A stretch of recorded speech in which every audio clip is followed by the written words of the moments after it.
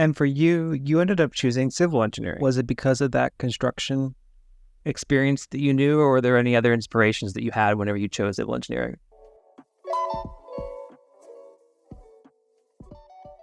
Well, I actually chose chemical engineering first, Okay. and my first class was organic chemistry, Oh, no. and I think I made a 36 on the first test and dropped Chem-E and switched to civil before I even finished the first quarter.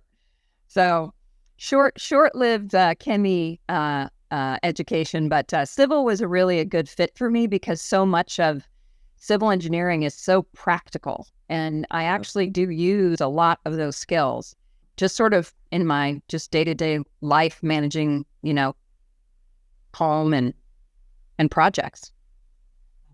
That makes sense. Elizabeth, I can totally relate, by the way, with you not wanting to do chemical engineering, because I didn't know until midway through my sophomore year, what type of engineering I wanted to study. But one thing I did know right away was that it was definitely not going to be chemical engineering. Yeah, Yeah. it's when I was in high school, I thought I was so smart, and then I got to Georgia Tech and realized I was average. That was kind of a shock.